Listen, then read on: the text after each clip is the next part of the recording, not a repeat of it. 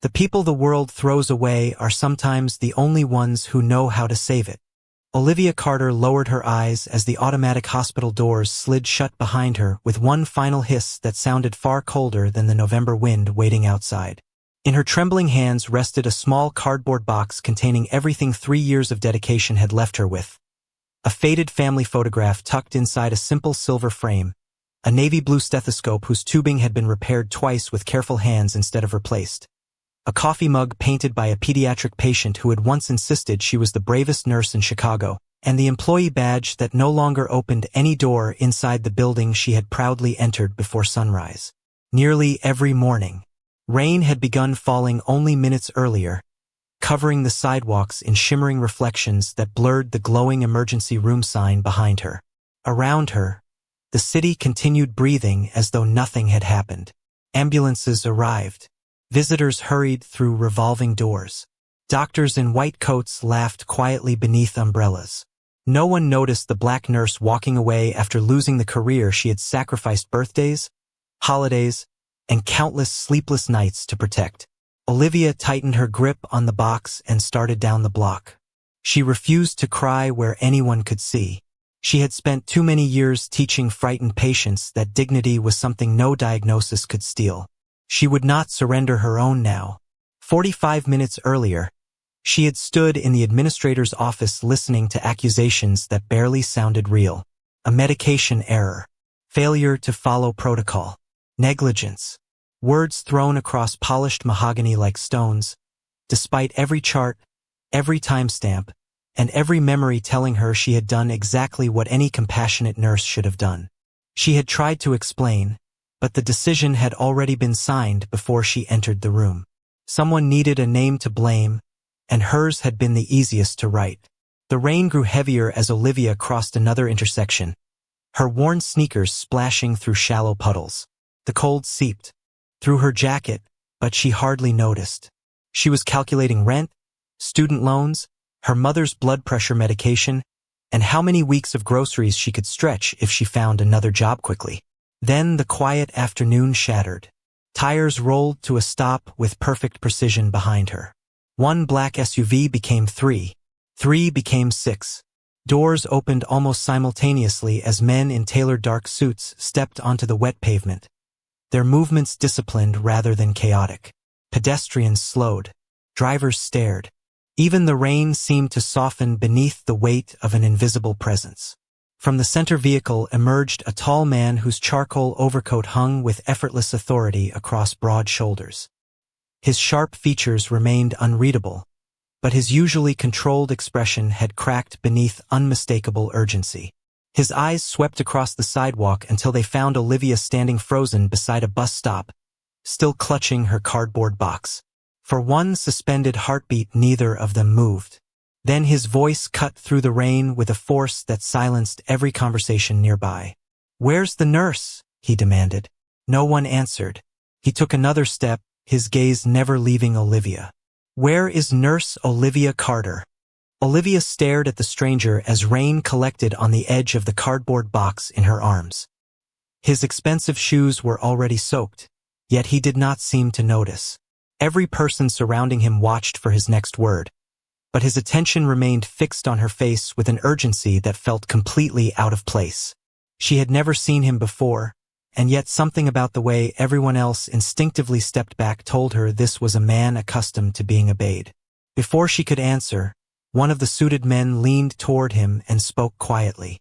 "Sir, we have confirmed her identity." The tall man nodded once without taking his eyes off Olivia. "Nurse Olivia Carter?" he asked, his voice lower now, almost careful. She swallowed before answering. "I was a nurse about an hour ago." The honesty in her reply lingered between them. For the briefest moment, the man's expression changed. Not pity, not surprise, something closer to regret. "I am Ethan Kong," he said simply. The name meant nothing to Olivia, but several people standing nearby reacted immediately, whispering beneath their breath before hurrying away. Ethan took another measured step forward. "I need your help." Olivia looked down at the employee badge resting inside her box. "You must have the wrong person." "I do not." His answer came without hesitation. "The hospital told us you were no longer on duty." She let out a quiet laugh that carried no humor. "That is one way to describe it." Ethan studied the exhaustion in her eyes, the damp curls escaping from beneath her hood, and the quiet dignity she still refused to surrender. She looked nothing like the miracle his advisors had been describing during the frantic drive across Chicago. She looked like someone who had spent years carrying everyone else's pain until there was almost nothing left for herself. Several miles away, inside a private medical suite overlooking Lake Michigan, monitors continued their steady rhythm while specialists exchanged increasingly worried glances. A little girl lay peacefully beneath warm blankets, her breathing shallow but stable enough to keep hope alive. Every available expert had reviewed her condition. Every treatment had produced only temporary improvement. Then an elderly physician quietly remembered a nurse from Mercy General who had recognized an almost identical complication 2 years earlier before anyone else had even considered the possibility. He remembered her because she had stayed 12 hours after her shift ended without asking for overtime, refusing to leave until the child recovered. That nurse had been Olivia Carter. Ethan had listened to the story without interrupting. He had only asked one question. Where is she now? The answer had sent his entire security team racing across the city.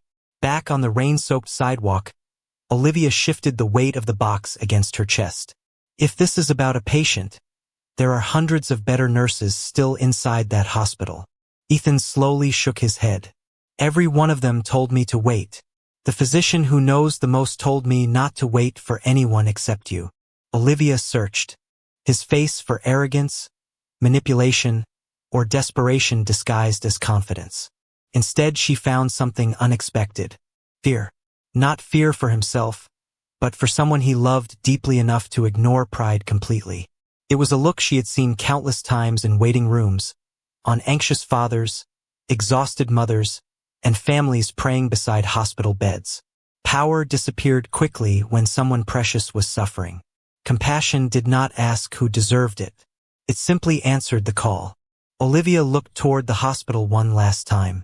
Through the rain, she could still see the glowing windows where she had spent thousands of hours comforting strangers, celebrating recoveries, and mourning losses that never appeared in medical charts.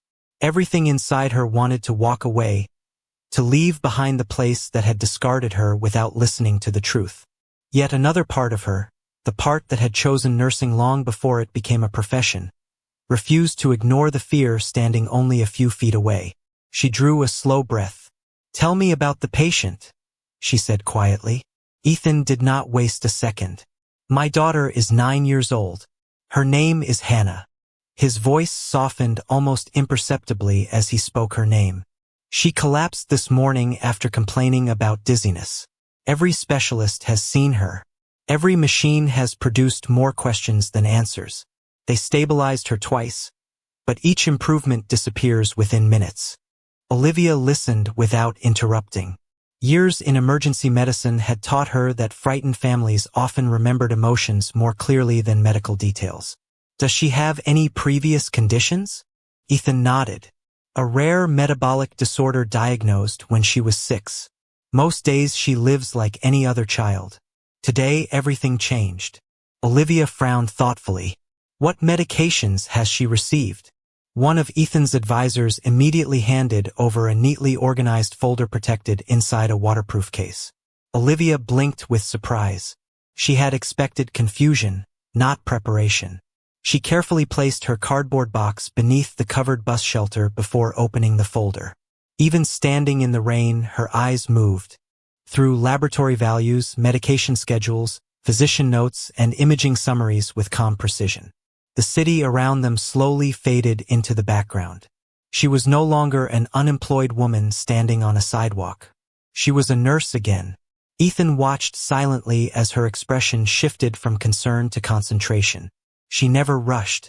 She never guessed. Every page received the same careful attention she had once given frightened families searching her face for hope. Nearly 3 minutes passed before she finally looked up. "Who ordered the glucose correction?" she asked.